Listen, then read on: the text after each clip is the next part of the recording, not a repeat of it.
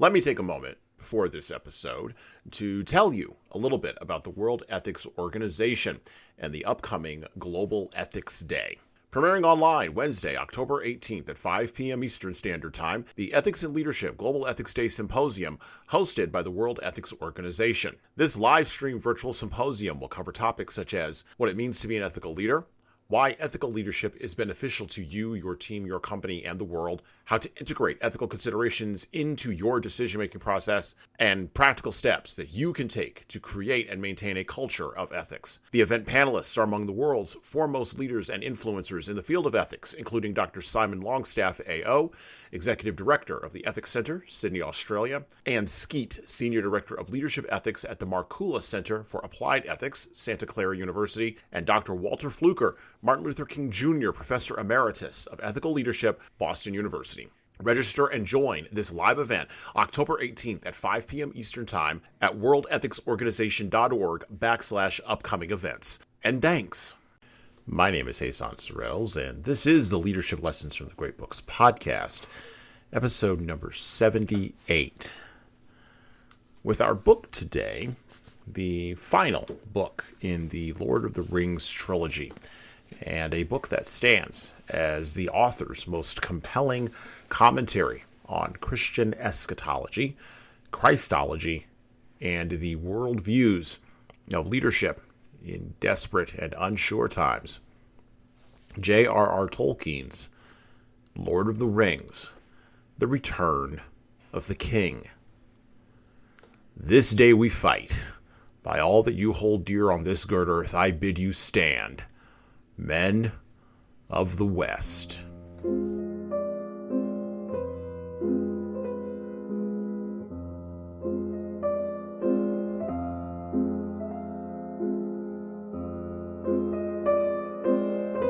And I pick up in Lord of the Rings, The Return of the King, picking up in Book 5, Minas Tirith. Then the old man looked up. Pippin saw his carven face with its proud bones and skin like ivory, and the long curved nose between the dark, deep eyes, and he was reminded not so much of Boromir as of Aragorn. Dark indeed is the hour, said the old man, and at such times you are wont to come, Mithrandir. But though all the signs forebode that the doom of Gondor is drawing nigh, less now to me is that darkness than my own darkness. It has been told me that you bring with you one who saw my son die. Is this he? It is, said Gandalf, one of the twain. The other is with Theoden of Rohan and may come hereafter. Halflings they are, as you see. Yet this is not he of whom the omens spoke. Yet a halfling still, said Denethor grimly. And little love do I bear the name, since those accursed words come to trouble our counsels, and drew away my son on the wild errand to his death. My Boromir, now we have need of you. Faramir should have gone in his stead. He would have gone, said Gandalf. Be not unjust in your grief. Boromir claimed the errand and would not suffer any other to have it.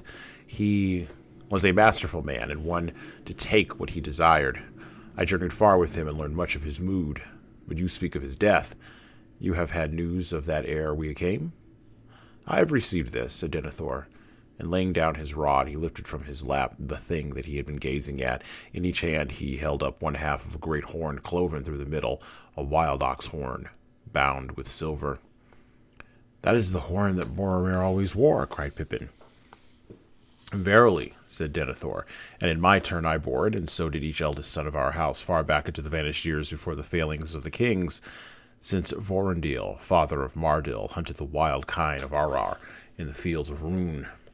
I heard it blowing dim upon the northern marches 13 days ago, and the river brought it to me, broken. It will wind no more. He paused, and there was a heavy silence. Suddenly he turned his black glance upon Pippin. What say you to that, halfling?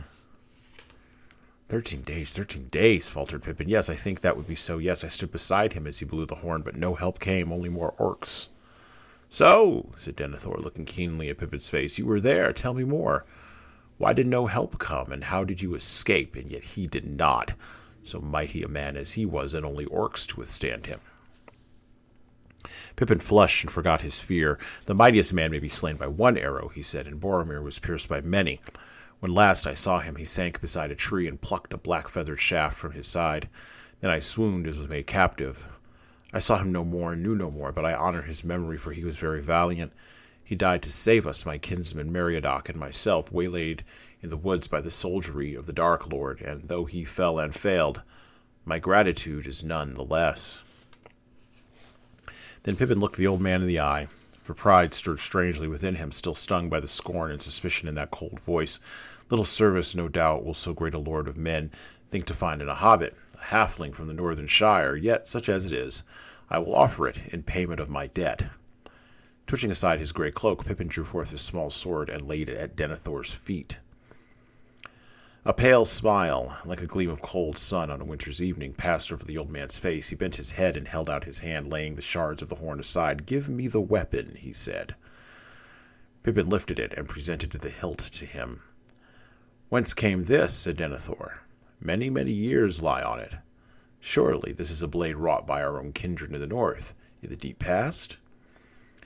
"It came out of the mounds that lie on the borders of my country," said Pippin, "but only evil wights dwell there now, and I will not willingly tell more of them." "I see that strange tales are woven about you," said Denethor, "and once again it is shown that looks may belie the man, or the halfling. I accept your service, for you are not daunted by words, and you have courteous speech, strange though the sound of it may be to us in the south. And we shall have need of all the folk of courtesy, be they great or small, in the days to come. Swear to me now." "Take the hilt," said Gandalf, "and speak after the Lord, if you are resolved on this." "I am," said Pippin.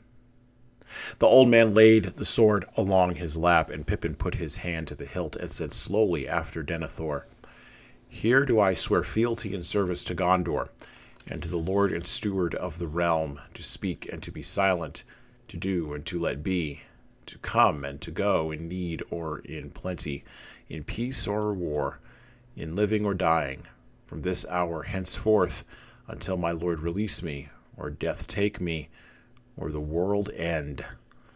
So say I, Peregrine, son of Paladin, of the Shire of the Halflings. And this do I hear, Denethor, son of Ecthelion, Lord of Gondor, Steward of the High King, and I will not forget it, nor fail to reward that which is given, fealty with love, valor with honor, oath-breaking with vengeance." Then Pippin received back his sword and put it in his sheath.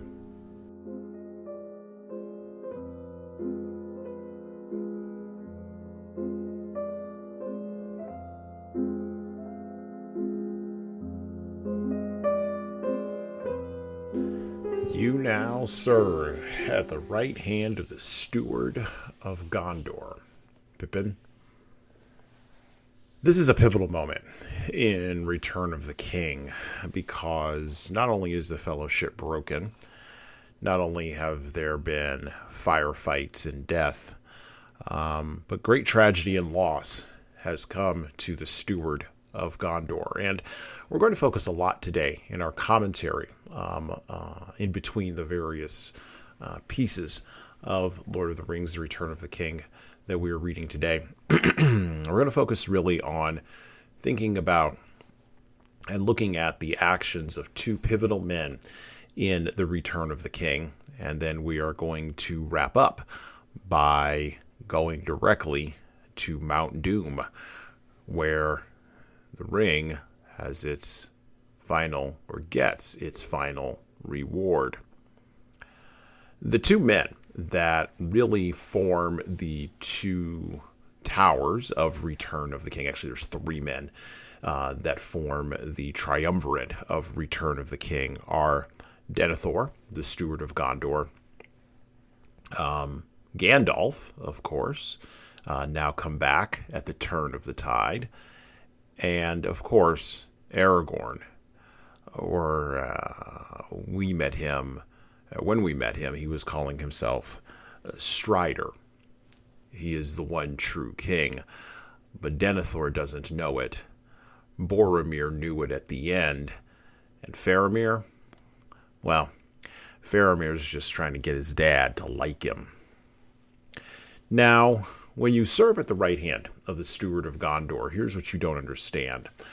The Steward is playing a role. He is a person who is set in place. He is a person who is not the leader, but he's a person who watches over, needs to be protected, makes sure that it is protected, and in some cases goes to his death to make sure that that protection is well-founded. In Return of the King, you can clearly tell that Tolkien read his Shakespeare, because Denethor is a mix of Julius Caesar, King Lear, and Macbeth, kind of all the worst parts of all three of those guys, at least in Shakespearean terms, all rolled into one. This goes directly to an idea that leaders need to grasp early from the Return of the King. And it is this idea: serving a bad steward is bad, but serving a mediocre leader is infinitely worse. And Denethor, as we shall see in our readings today, is not only a bad steward, but he is a terribly mediocre leader. There's a reason for that. Now, it's not immediately revelatory in The Return of the King, but if you know enough about Christology, if you know about eschatology, if you know anything about the Bible at all, you will realize that Tolkien is leveraging Denethor's behavior to make a comment on Gnostic heresies. If you don't know what that means, Gnostic means secret or searching for secret knowledge. And in the early church, the early Catholic Church, back during the time of the creation of the Nicene Creed, there were all kinds of heresies, all kinds of heretical beliefs about the nature of Christ, the nature of the Bible, and the nature of human existence that were floating around at the time. And this was arguments that were occurring outside of the pagan world. The larger pagan culture of Rome, the larger pagan culture of Greece, and of other civilizations didn't much care about the arguments that Christians were having. And the Jews, well, the Jews were too busy dealing with their own, the results, the backwash of their own diaspora that had occurred in 79 AD, when the Romans destroyed the temple, or 76 AD, when the Romans finally destroyed the temple at Jerusalem and got rid of those pestering people, or at least they thought. All they did was send them scattering and wandering throughout Europe for the next 1900 years or so. Anyway, point is, there were a lot of heresies that were going on at that time, a lot of heretical teachings about the nature of Christ. And the Gnostic heresy was an interesting one because it was a pursuit of secret knowledge. It was this idea that said that if you could somehow go beyond the Bible, if you could somehow go beyond the books as they are written in Matthew, Mark, Luke, and John, that you could find out secret knowledge that Jesus was sharing with people, that the people in authority in the year 300 or 200 or 350 or 450 wouldn't share with you. This seduction to secret knowledge is, well, it lays at the roots of secret societies. It lays at the roots of all forms of masonry. It lays at the roots of the Illuminati. And of course, it lays at the roots of folks who are running the World Economic Forum. But I digress. Leaders, and this is the point that Tolkien is making, leaders in search of secret knowledge always wind up committing heresies. Heresies of all kinds. And Denethor, in The Return of the King, was in search of secret knowledge. He wanted to know what Sauron and the evil at Mount Doom was going to do, how hard the hammer was going to fall on Gondor. If you ask him, he believed that was part of his responsibility That was part of his mission, part of his task as being a good steward. And so he used the Palantir, seeing eyeglasses, what we would call crystal balls. He, of course, would have, if Tolkien had decided to put it in the book, would have used runes. But Palantirs are good enough. And in using these Palantirs, he got himself caught up with evil, because that's where Gnostic heresies get you. Look, leaders, there is no secret knowledge. Not at all. There's just knowledge that you have, and then everything else is merely guessing.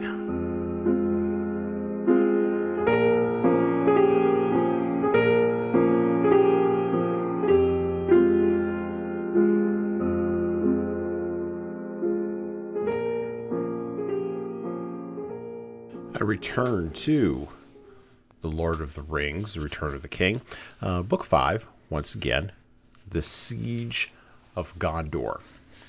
Back to the book. Gandalf paced the floor. The morning of 2 days ago nigh, on 3 days of journey. How far is the place where you parted? Some 25 leagues as a bird flies, answers Faramir, but I could not come more swiftly. Yester eve I lay at Cair Andros, the long isle in the river northward, which we hold in defense, and the horses are kept on the hither bank. As the dark drew on, I knew that haste was needed, so I rode thence with 3 others that could also be horsed. The rest of my company I sent south to strengthen the garrison at the fortress of Osgiliath. I hope that I have not done ill. He looked at his father. Ill? Cried Denethor, and his eyes flashed suddenly. Why do you ask? The men were under your command, or do you ask for my judgment on all your deeds? Your bearing is lowly in my presence, yet it is long now since you turned from your own way at my counsel.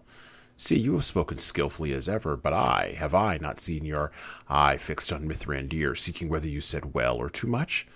He has long had your heart in his keeping. My son, your father is old, but not yet a dotard.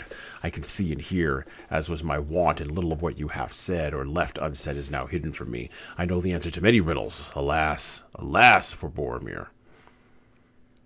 If what I have done displeases you, my father, said Faramir quietly, I wish I had known your counsel before the burden of so weighty a judgment was thrust upon me.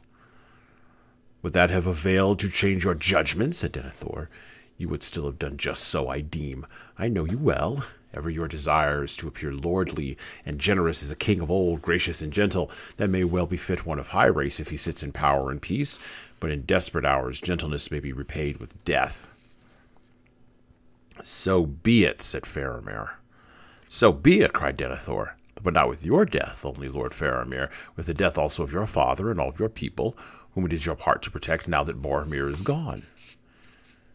Do you wish, then, said Faramir, that our places had been exchanged?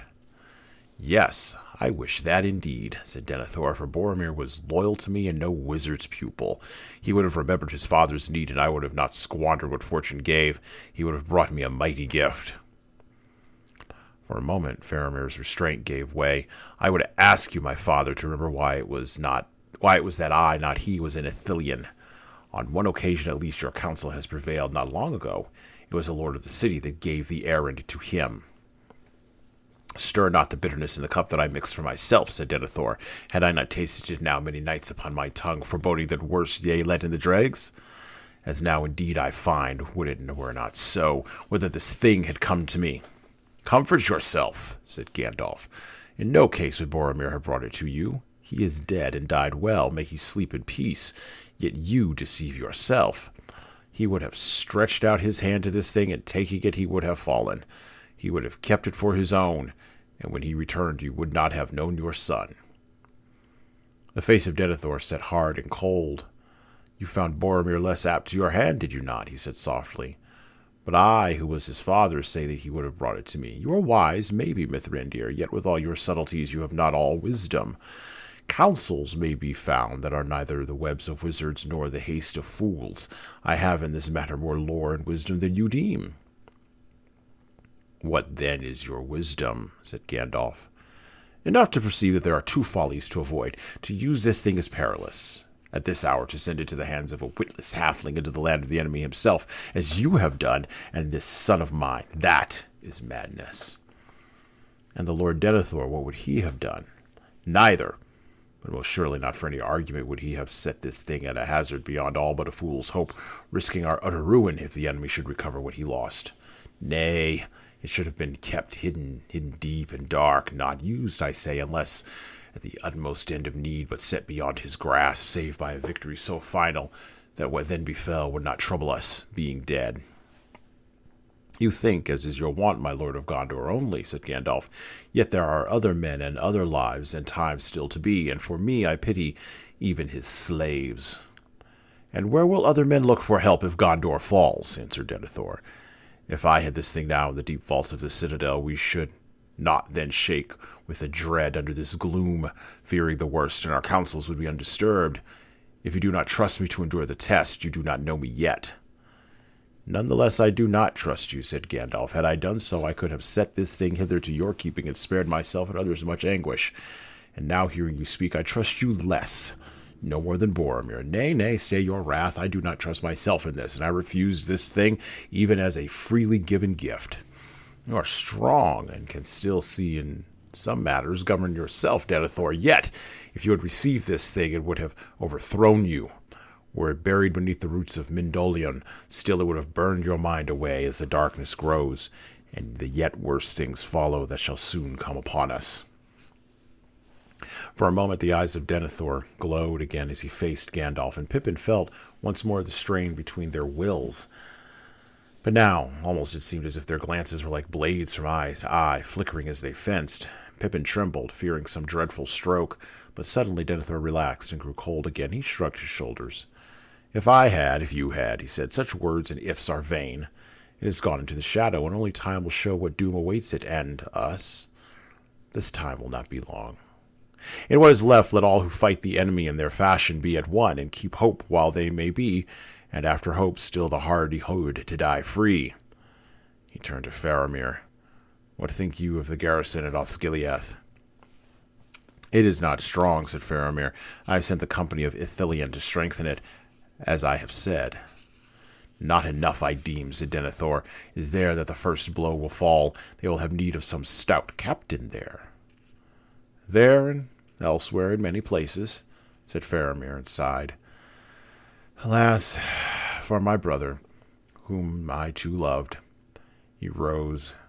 May I have your leave, father? And then he swayed and leaned upon his father's chair. You are weary, I see, said Denethor. You have ridden fast and far, and under the shadows of evil in the air, I am told. Let us not speak of that, said Faramir. Then we will not, said Denethor. Go now and rest as you may. Tomorrow's need will be sterner.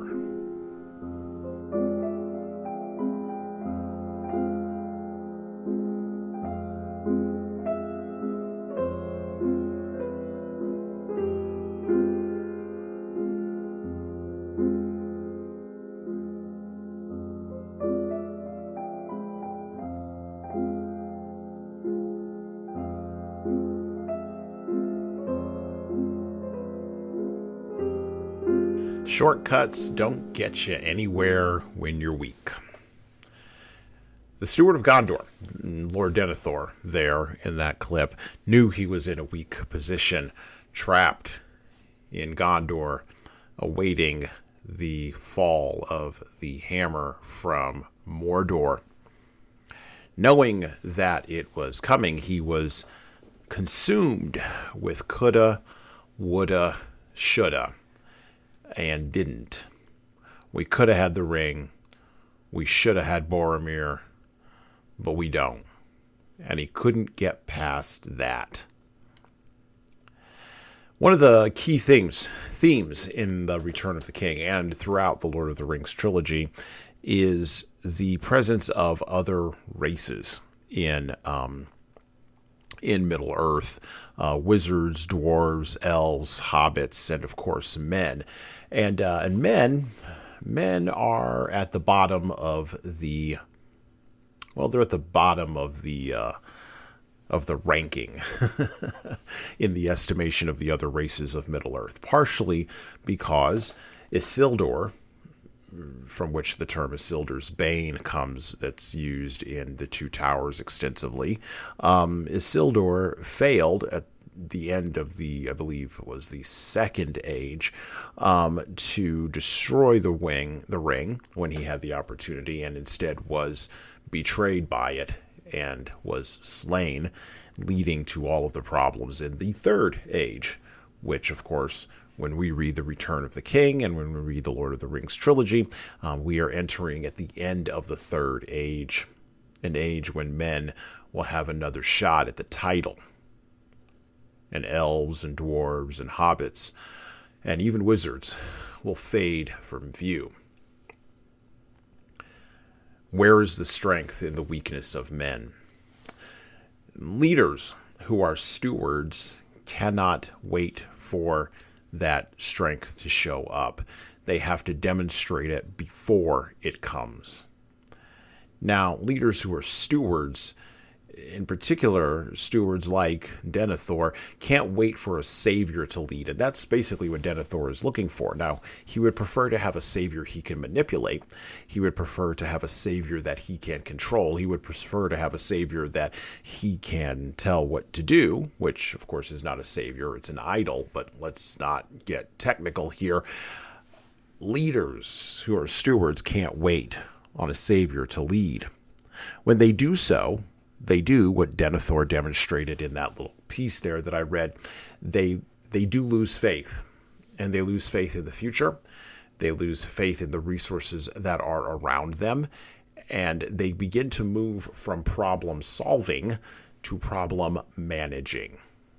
And that's precisely what is happening to Denethor. That's the axis about which he is turning as he realizes that the savior of the ring is gone, and all he's left with is this old wizard and his son, his youngest son. The loss of hope in a future salvation, and this is a larger point that I think Tolkien wants his readers to know, and I'd like you to know this as listeners today. The loss of hope in a future salvation is the sign of a weak or ineffectual leadership. Let me say that again. The loss of hope in a future salvation, particularly a future Christian salvation, a future salvation based on Jesus, is the sign of a weak or ineffectual species of leadership. Leaders don't often like to hear this, secular or otherwise, because, well, hope implies that you must have faith, that there might be some things that are out of your hands as a leader, that are out of your control, that are past your knowing. And that when those things that are past your knowing and that are out of your control manifest themselves, you've got to have faith, like the song said back in the day. Men in Lord of the Rings and in The Hobbit are portrayed as needing hope to act.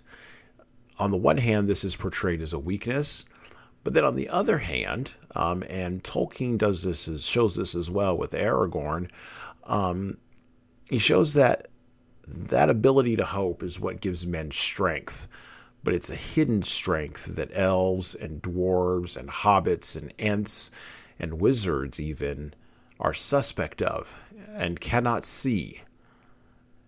And when the strength of hope then begins to rule, well, then it's time for all of the mythical elements to leave Middle-earth and for Middle-earth to become something else. But before that can occur, we need to get rid of the stewards, or the leaders anyway, who have failed in their mission to bring hope to others.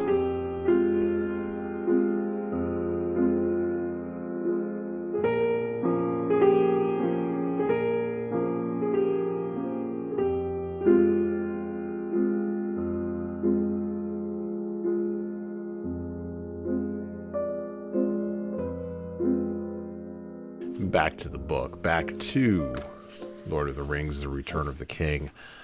We are continuing to move through Book 5. And of course, we're not reading the whole book. There's no possible way that we can.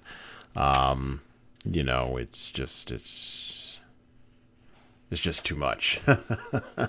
I would encourage you to pick up the trilogy. I would encourage you to read all 3 parts. It does clock in at without the additional information in the editions that I've got, it does clock in at around 1,300 pages or so. So it'll take you all summer or a couple of years maybe. Yes, you could go watch the movies. They are 20 years old. They are still well done. They still hold up. But there are things that are in the book that are definitely missing from the films. So I would encourage you to at least skim the books, go back, watch the films, and then go back and pick up the things that are in the book. But this is worthwhile reading for leaders. So back to the book. Back to Book 5 of Lord of the Rings, The Return of the King, the Pyre of Denethor. "What is this, my lord?" said the wizard. "The houses of the dead are no places for the living. And why do men fight here in the Hallows when there is war enough before the gate? Or has our enemy come even to Rath Dinen?" "Since when has the Lord of Gondor been answerable to thee?" said Denethor. Or may I not command my own servants?" "You may," said Gandalf, "but others may contest your will when it is turned to madness and evil. Where is your son Faramir?" "He lies within," said Denethor, "burning, already burning. They have set fire in his flesh, but soon all shall be burned. The west has failed. It shall all go up in a great fire, and all shall be ended. Ash, ash, and smoke blown away on the wind." Then Gandalf, seeing the madness that was on him, feared that he had already done some evil deed, and he thrust forward with Baragond and Pippin behind him, while Denethor gave back until he stood beside the table within. But there they found Faramir, still dreaming in his fever, lying upon the table. Wood was piled under it, and high all about it, and all was drenched with oil, even the garments of Faramir, and the coverlets. But as yet no fire had been set to the fuel.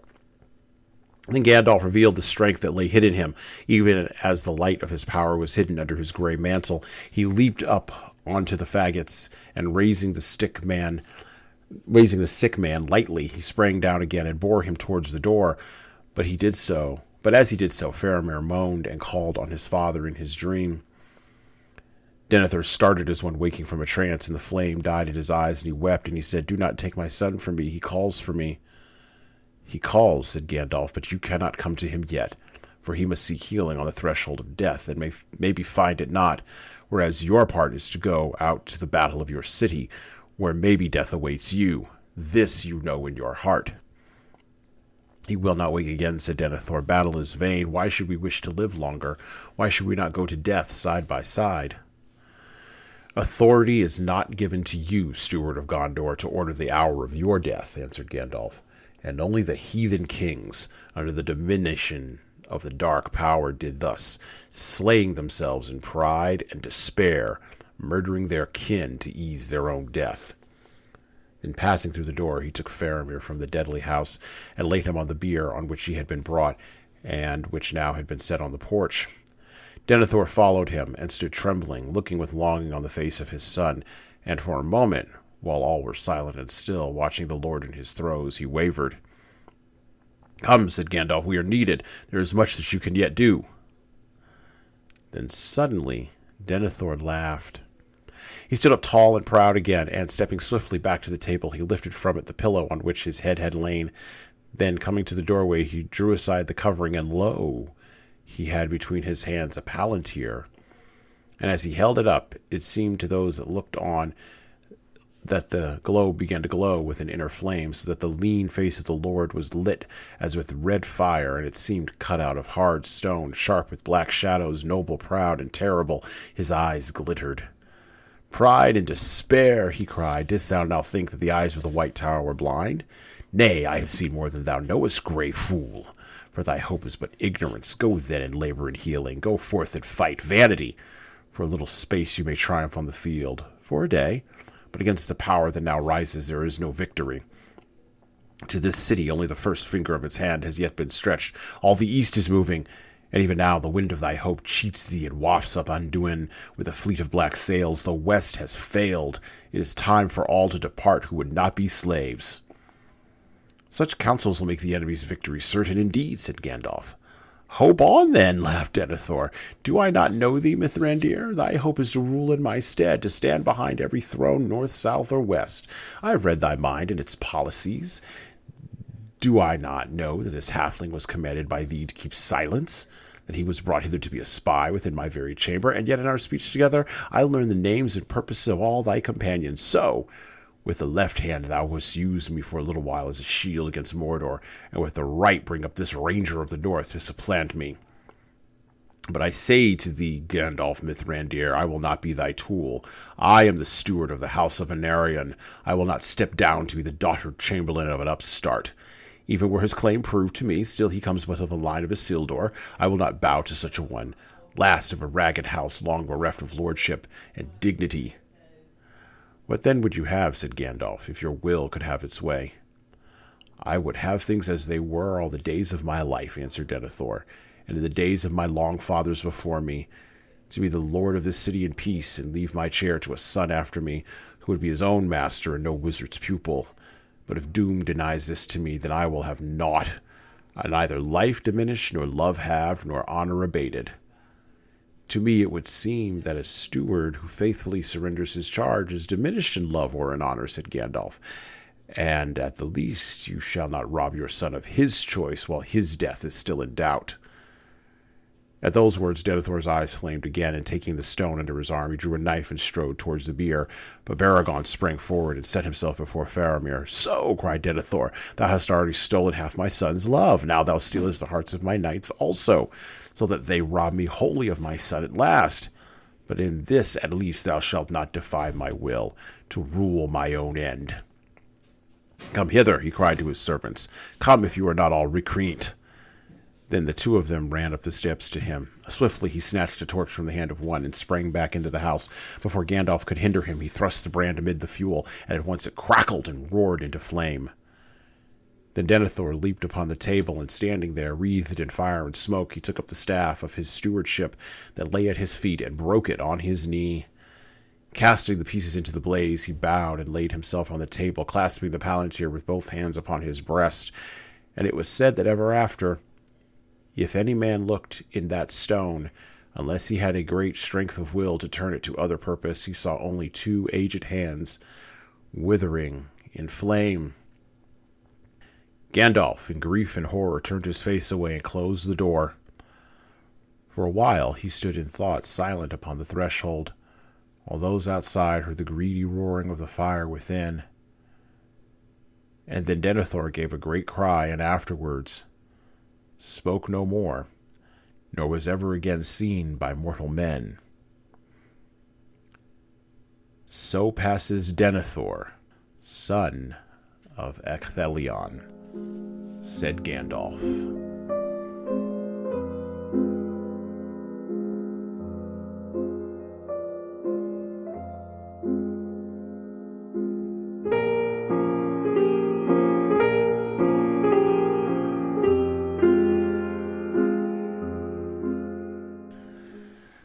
So passes Denethor, son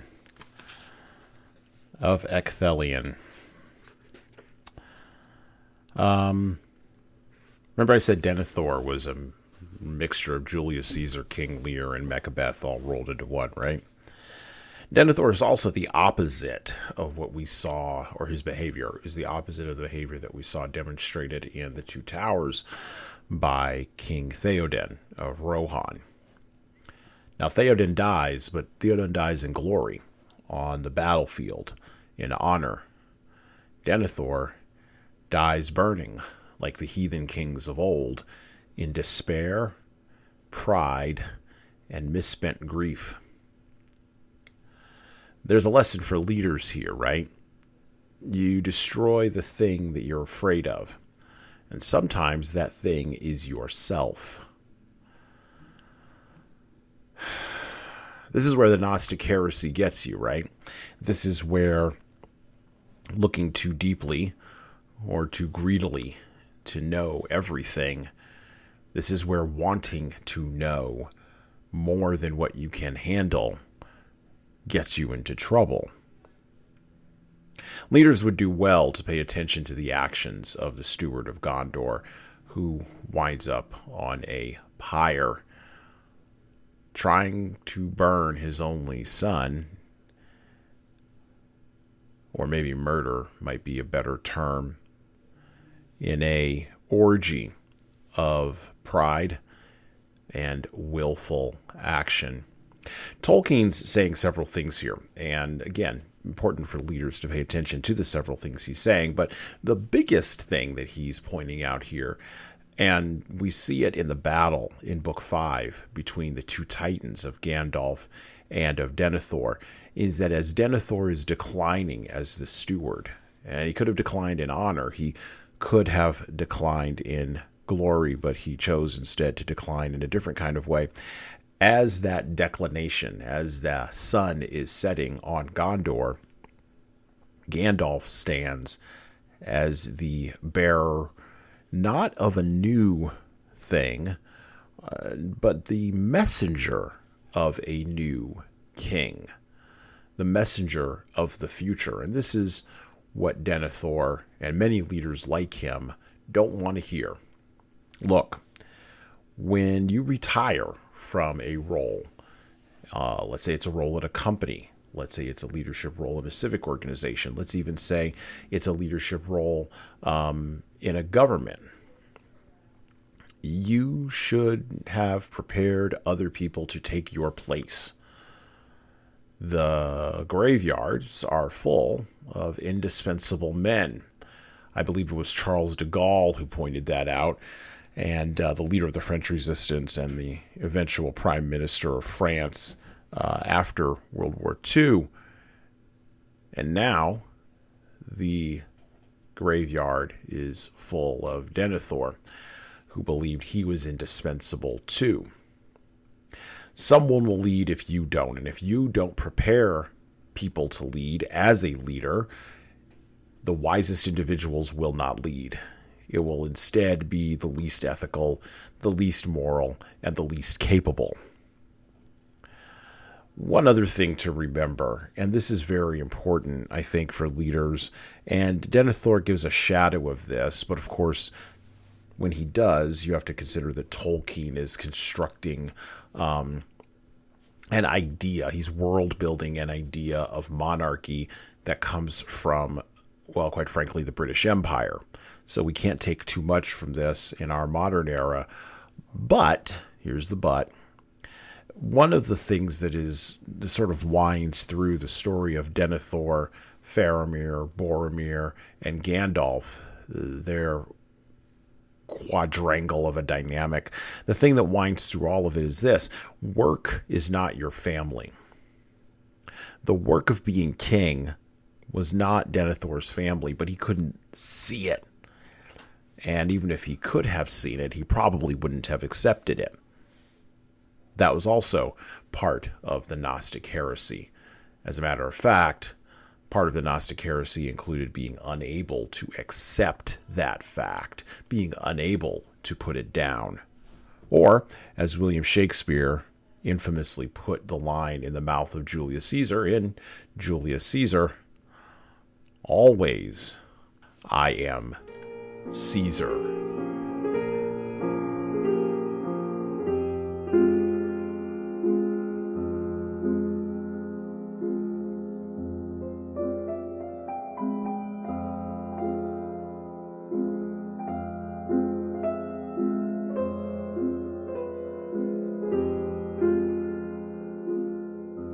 Back to the book, back to Lord of the Rings. The Return of the King. We're moving on to book 6. We're going to round the corner here on the book. We're going to round the corner here on the trilogy. We're going to go to the cracks of Mount Doom. The light sprang up again, and there on the brink of the chasm, at the very crack of doom, stood Frodo, black against the glare, tense, erect, but still as if he had been turned to stone. "Master," cried Sam. Then Frodo stirred and spoke with a clear voice, indeed with a voice clearer and more powerful than Sam had ever heard him use, and it rose above the throb and turmoil of Mount Doom, ringing in the roof and walls. "I have come," he said, "but I do not choose now to do what I came to do. I will not do this deed. The ring is mine."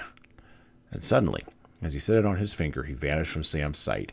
Sam gasped, but he had no chance to cry out, for at that moment many things happened.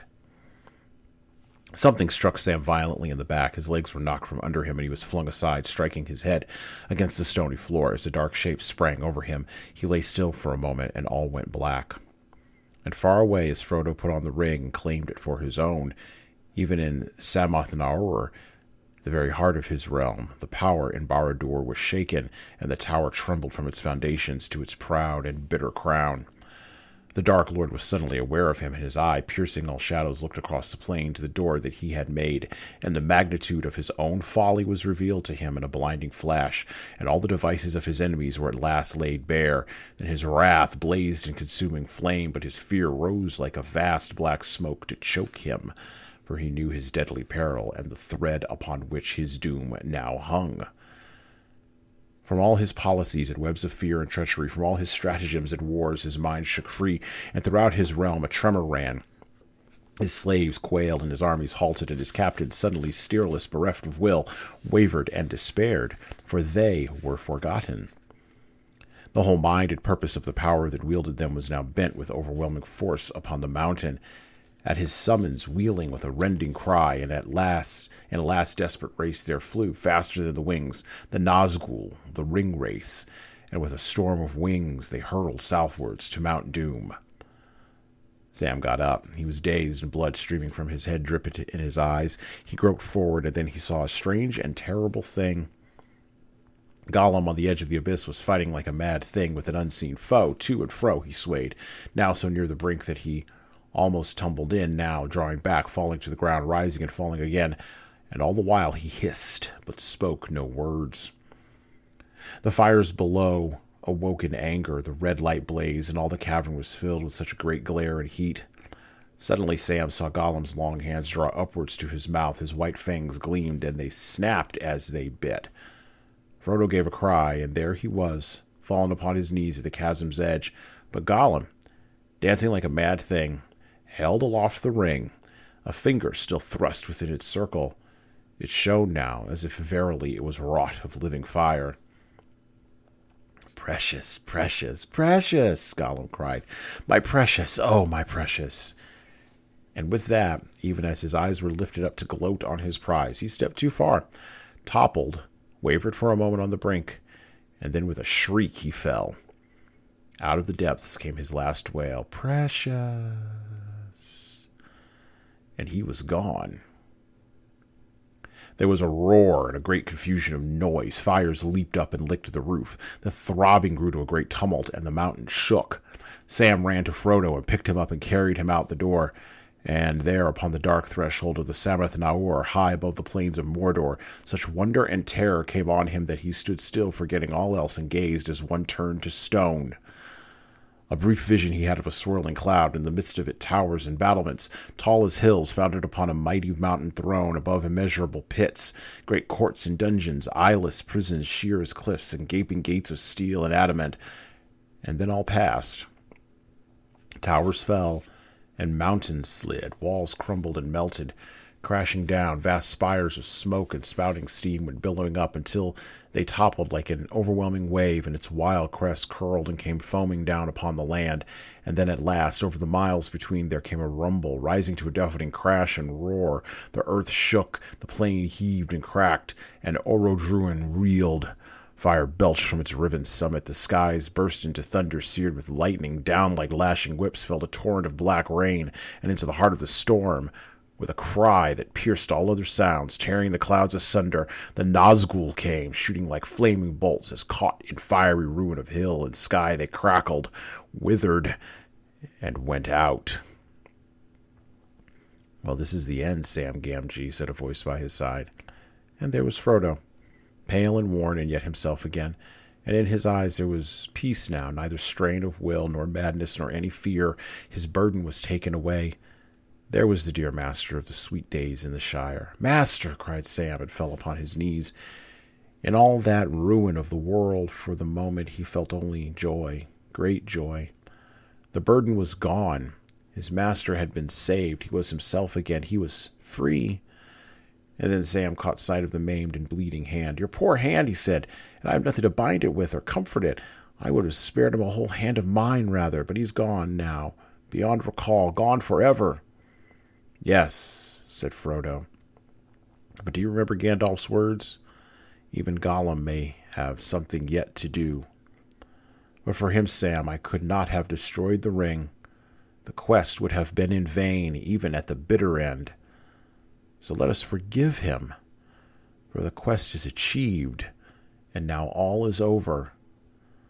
I am glad you are here with me, here at the end of all things, Sam."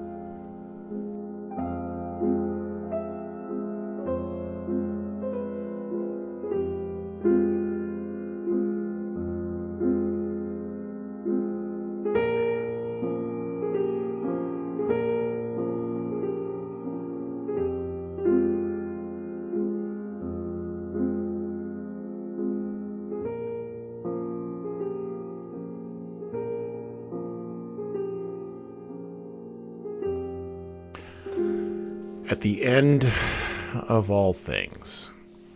Yeah. And so we are at the end of the Return of the King, and thus at the end of the Lord of the Rings trilogy. A couple of things to take from here as we think about staying on the path with using the words of J.R.R. Tolkien to help us out. At the cracks of Mount Doom, evil got a vote, right? And I'm fond of saying this, and people don't really like it because it sounds like I'm proving something, but I'm really stating a fact of reality. Evil does get a vote. Bad people do get to have an opinion. They do get to take action. They do get to engage in the world. Bad actors are going to do the things they're going to do. But that doesn't mean that good actors and good people don't get a vote. And it doesn't mean that good people are less powerful, though they may be less effective and more naive than bad people. But it doesn't mean they're powerless or completely ineffectual. See, evil may get a vote, but justice, which is outside of the hands of either good or evil, no matter what we may think of that term in the West or in humanity in general, justice gets the final word. And that is a justice that is meted out by people or by entities that are at a much higher transcendent level than we are, and who know all ends.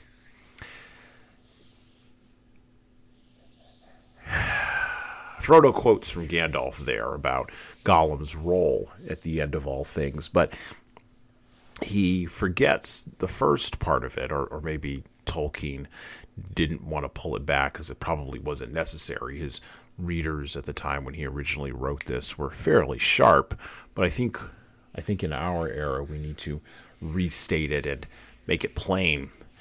Even the wisest, the most intellectual, the most knowledgeable, the smartest PhDs on the planet. And by the way, I would argue that they are merely strategically and tactically smart. I wouldn't argue that they are wise, but okay, if you want to throw them in there, you can. Even the wisest of folks will not know all ends. There are small evils and there are large evils. And again, we don't have a good eschatology of evil. We don't have a good understanding of evil because once you get rid of God, thank you, Nietzsche, at the foundational parts of the West, then you get rid of evil too. It becomes psychological and sociological. The devil made me do it switches to mommy didn't hug me enough. And now all of a sudden you're off to the races. But anyway, there are minor evils and there are large evils. And Gollum was a small evil. And it took a small evil to defeat a much, much larger evil. Kind of similar to what happened in The Hobbit with that dragon Smaug, who was also a small evil. A preview of coming attractions, such as it were, with Sauron looming, or maybe it's lurking in The Hobbit in the background. There's a line in the Bible, in the book of Amos, and Dr. Martin Luther King Jr. was wont to say this, that justice will roll down the hills like water, and it will put out all the fires. This is Hasan adding on. It will put out all the fires. It will quench all the thirsts. It will drown all the devils, and it will purify the land. Whether that land is Middle-earth, or the land is, well, the United States of America, or the West.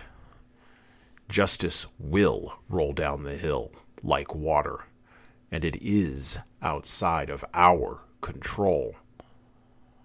What is inside our control as leaders is, as Gandalf told Frodo, seemingly a long time ago, what is up to us is to decide what we will do with the time that is given to us. Will we do good, or will we do evil? We stay on the path by doing good and letting justice work itself out. And well, that's it for me.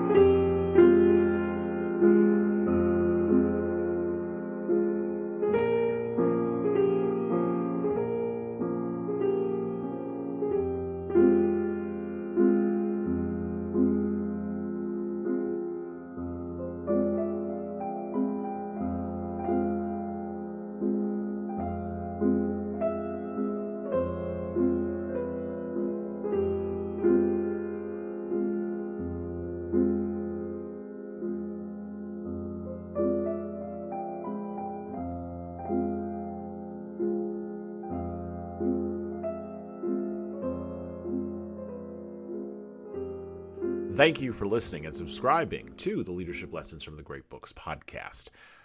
If you're listening to this on any of the major podcast players, like iTunes, Google Podcasts, or Spotify, please go ahead and leave us a 5-star review and write a little bit in there. A couple of sentences is good enough. That actually helps us game those algorithms that I was just maybe addressing. And, of course, it helps us grow the show. Tell all your family, tell all your friends, and tell the leaders in your life that you know that need to be listening to this show that this show exists. By the way, if you want to get started on the leadership path yourself, or you know some people who need to go on the leadership path, HSCT Publishing, the home company of Leadership Toolbox and Leadership Lessons from the Great Books podcast, can help you and your team do that. So check out our training webinars, coaching services, and more at leadershiptoolbox.us. We are remote, we're live, we're in person, we're on video, and we've got leadership development solutions for your civic group, nonprofit staff, public sector staff, or even your private sector leaders. And of course, you're going to want to check out our video-based subscription service at LeadingKeys.com. That's LeadingKeys.com for leadership development on demand. You don't like videos, you don't like training, but you really like the podcast? Well, I would also recommend reading a book. Matter of fact, I'd recommend reading my most recent book, 12 Rules for Leaders, The Foundation of Intentional Leadership. You can get that in paperback, hardcover, or as an ebook on Amazon, Barnes & Noble, Kobo, Ingram Spark, and any other place that you order books online. Finally, of course, we're on YouTube just like everybody else is. We'd love to have you help us grow the YouTube channel, so like and subscribe to the video version of this podcast on the HSCT Publishing channel on YouTube. Just search for HSCT Publishing, or you can search for Leadership Toolbox and hit the subscribe button. Subscribing helps us grow the show, as it does with the audio, just is the same with the video. All right, that's it for me.